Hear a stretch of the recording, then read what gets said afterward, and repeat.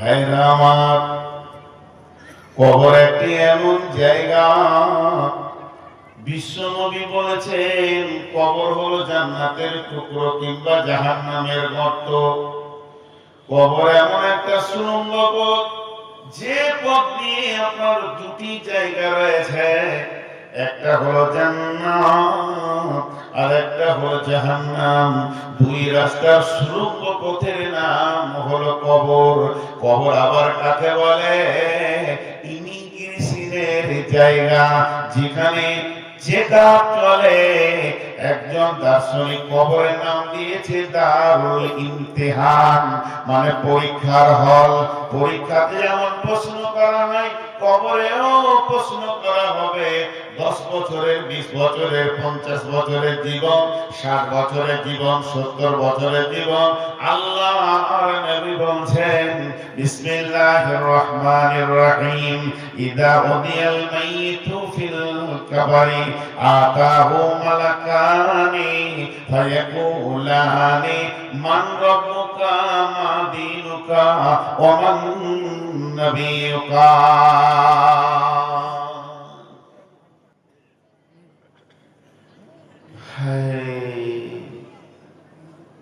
একজনের কম্বল হারিয়ে গেছে, গুজরাট গেছিল কাজ করতে, তো ভালো একটা লাল কম্বল নিয়েছে বিদেশি। ওইটাই তাল পাতার ঘর, পাকা ঘর নয়, কে শুরু করে টেনে বের করে নিয়েছে। যা দরজায় তালা মারা আছে, পাতা মাথা হুটি টেনে বের করে। ছেলেটা গোরস্থানে বসে আছে, গোরস্থানে বসে আছে, ধ্যান নেন। ওর চাচা গাজলের হাট দিয়েছে, তো দেখছে ভাতিজা কবরস্থানে বসে রয়েছে। হাটে থেকে বিকালে ঘুরছে, তখনও ভাতিজা কবরস্থানে বসে রয়েছে। ভাতিজাকে ডেকে বলছে, খায়রুল রে, এই খায়রুল, গোরস্থানে কেন বাবা? তো দাদা দাদিকে মনে করেছে, গোরস্থানে বসে আছিস? আচ্ছা আচ্ছা, কম্বলটা হারিয়ে গেছে। একটা কম্বল এনেছিলাম গুজরাট থেকে, লাল কম্বল, শীতে গায়ে দিব, ওটাকে চুরি করে নিয়ে চলে গেছে। তখন ও চাচা বলছে, পাগলা হুঁশি নাই, মরা লোকে নিয়ে যেত কম্বল। তুই যে গোরস্থানে কম্বল খুঁজতে এসিস, মরা লোকে নিয়েছে। ওখানে ভাবি না, চাচা কেউ নিয়েছে। কম্বল খুঁজছি, ওই জন্য গোরস্থানে এসেছে। ওই যে চায়ের দোকানে ওই যে মরে যা, ওখানে বললো আমার কম্বল ফেলিয়ে দিবি। মসজিদে ইমাম সাহেবকে বলবা একটু হুঁশিয়ার করে দেবে, যান আমাদের জমাতে বলে দেবে কম্বল নিজ দামা 5 জায়গায় যা, গোরস্থানে কোথায় কম্বল পড়ি? বলছে না চাচা, কোথাও যাবো না, ঠিক জায়গায় আছে। ও কম্বল নিয়ে যেখানে যাবে, যাকে এখানে আসতেই হবে। আমি ঠিক গেটে আছি। আমি ইমামকে বলবো না, আমি আল্লাহকে বলছি, আল্লাহ কম্বলটা তুমি আগে দিয়ে তারপর শয়তান গেছে। আমি ঠিক গাড়ি দরখাস্ত দিচ্ছি, ওর পেছনে দৌড়ে কেন আমি ক্লান্ত হব? কবর এমন একটা জায়গা, ইমিগ্রেশনের জায়গা, ওখানে চেক আপ হয়। এই যে বাংলাদেশ, ভারত বাংলাদেশ কয়েকবার আসা করলাম, গেটে যখন যাবেন তখন আপনার পকেটে হাত দিবে, ব্যাগে হাত দিবে, চেক হবে। ওই দেশের পুলিশ করবে, এই দেশের পুলিশ করবে। তেমনি এগো জগৎ থেকে পর জগৎ পেলে ওই কবরের চেক আপ হয়ে যাবে, মালটা কোন গ্রুপে পড়ছে, জান্নাতে জাহান্নামে। প্রথম প্রশ্ন, বিশ্বনবী বলছেন, মান রব্বুকা মা দীনুকা ওয়া মান নাবিয়ুকা। যদি নেককার হয় লোকটি, যদি ইমানদার হয়, তো বলবে রব্বি আল্লাহ দীনুল ইসলাম, নবী মুহাম্মদুর রাসূলুল্লাহ সাল্লাল্লাহু আলাইহি ওয়াসাল্লাম।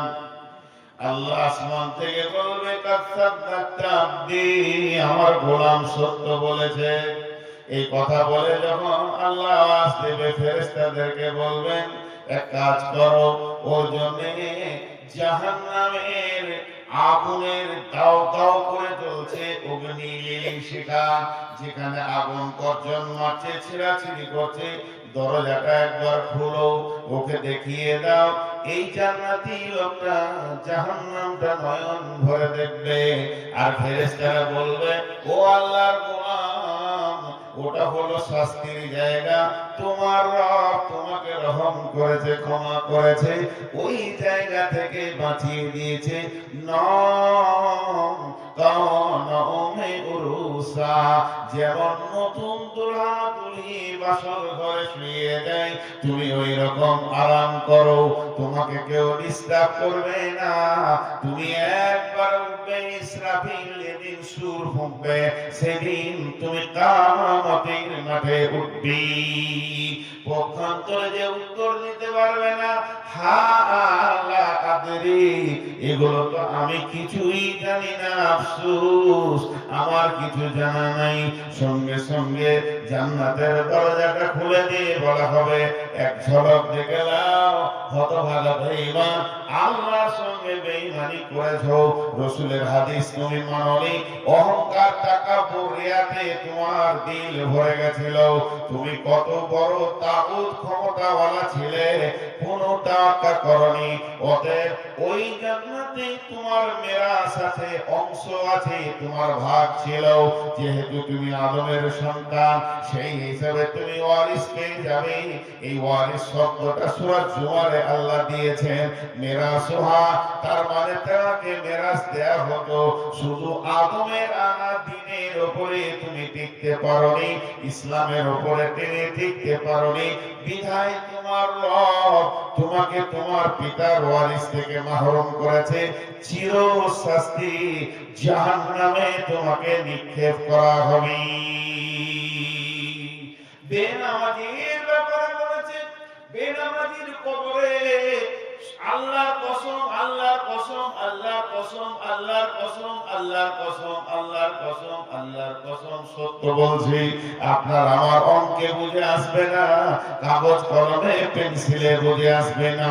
বেনামাজির কবরে এমন সাপ দেওয়া হবে, ডাঁশ মারবে, 70 গজ নিচে পৌঁছে দেবে, ওই সাপ আবার টেনে তুলবে, জড়িয়ে ধরবে, এমন শাস্তি দেবে, সকাল ফজর থেকে মারতে মারতে জোহর করবে, জোহর পরে নিয়ে আরেকটা সাপ মারবে, জোহর থেকে আসর পর্যন্ত 5 ওয়াক্তের নামাজের শাস্তি চলবে।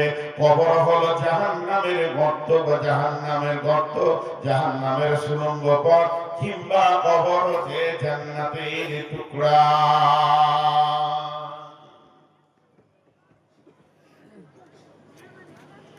কবর এমন একটা জায়গা,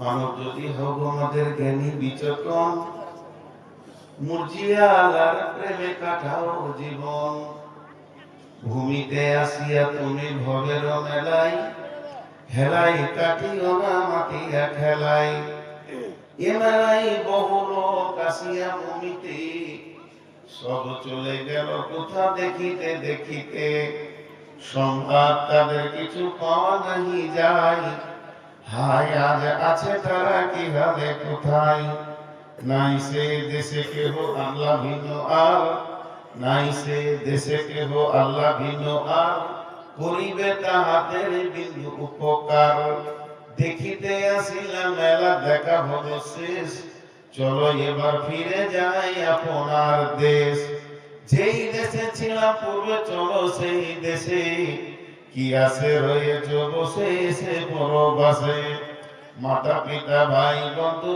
আত্মীয় স্বজন, ক্রমে সেই দেশে সব করিল গমন, তোমার গমন কাল হয়ে উপস্থিত, সম্বল সংগ্রহণ কর যে কিঞ্চিত, সেকেন্ডার বাসা মরিবার কালে, এই ওসিয়ত করে ওয়ারিস সকলে, মরিলে আমার তরে শুনবারে বার, কাফনের সাথে হাতে বেদনা আমার, সকলিতে মিলে জুড়ে খাটিতে করে, 2 হাতে ঝোলাইয়া লইয়া যাইয়া মরে, এই হাল দেখে ওর যত মখলুকাত, আফসোস করিবে আর কহিবে বাপ, 7 মুলুকের সেকেন্ডার ছিল, সকলে থাকিল আজ খালি হাতে গেল। কবর এমন একটা জায়গা, চার আনা আপনাকে পাথেও নিয়ে যেতে দিবে না। কবর, বিশ্বনবী বলেন মান ইসতাতা ইলাইহি সাবিলা, আল্লাহ বলেছেন ওয়াতিমুল হাজ্জা ওয়াল উমরাতা, আবার বলেছেন মান ইসতাতা ইলাইহি সাবিলা। মানুষ তোমাকে আল্লাহ দাওয়াত দিয়েছেন তার ঘরে কাবাতে যাও, সেখানে তুমি ফিরে এসো। যদি তোমার রাস্তা খরচ হয়ে যায় আল্লাহর ঘরে তুমি পৌঁছে যাও, হজ কিংবা উমরাকে তুমি পুরা করো। আল্লাহ তাবারক ওয়া তাআলা বলছেন তাহলে আমাদের যাওয়ার জায়গা হলো ওই কাবা, আমার রবের ঘরে। রব দাওয়াত দিয়ে রেখেছেন, দাওয়াতের কার্ড কোরআনের ভিতরে পাঠিয়ে দিয়েছেন। তাহলে তুমি ওখানে যাও। টাকা হলে মুসলমান বিল্ডিং বালাখানায় মেতে যাই, টাকা হলে মুসলমান দার্জিলিং যায়, পুনে যায়, কাশ্মীর যায়, আর কোথাও যায়, আর কোথাও যায় ঘুরতে। জি না, টাকা হয়েছে উমরা করো কিংবা তুমি হজ করো। টাকা নাই আমি গরিব, টাকা নাই আমি গরিব, আমি কোথায় যাব? তোমার সময় থাকছে, তুমি যদি বাড়িতে কাজে ব্যস্ত আছে কাজ করে নাও। তোমার যদি ব্যস্ততায় সময় কাটে ব্যস্ততার কাজগুলো করো। খানিকটা যদি তুমি আরাম পাও তাহলে মসজিদে গিয়ে সময় কাটাও। আর যদি মনে করো একটু আমি যাব ঘুরতে ফিরতে, তাহলে মাঠে যেও না, ঘাটে যেও না, জঙ্গলে যেও না। মুসলমান তুমি কবর জিয়ারতে চলে যাও, কবরের পাশে দাঁড়িয়ে থাকো, গোরস্থানের দিকে তাকিয়ে দেখো, কল্পনার জগতে তুমি চলে যাও। কত বড় বড় মস্তান সেখানে ঢুকে আছে, তোমাকে তাবর তাবর নেতা, কত হাজি গাজী মাওলানা মুফতি নীরব নগরে শুয়ে রয়েছে। জবরে তুমি তোমার বাপের কবরের পাশে দাঁড়াও, মায়ের কবরের পাশে যাও।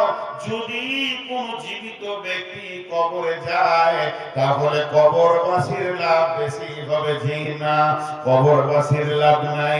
আমি নূর মোহাম্মদ মালদার মাটিতে আমার আব্বা মায়ের জন্য দোয়া করব।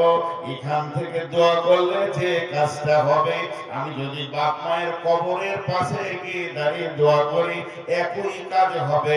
কবরে গেলে যে বেশি আমার বাপের নেকি হবে, মায়ের নেকি হবে তা নয়। তবে জীবিত লোক যখন কবরে যাবে, কবরের পাশে দাঁড়াবে, বারবার কবরকে দেখলে তার দুনিয়ার প্রতি বিরক্তি আসবে, দুনিয়ার প্রতি ঘৃণা আসবে, আখিরাতকে সুন্দর করে সাজাতে মন চাইবে। তার কারণ এই পৃথিবীর পাগল যারা ছিল তারাই আজকে নীরব নগরে চুপ করে শুয়ে আছে।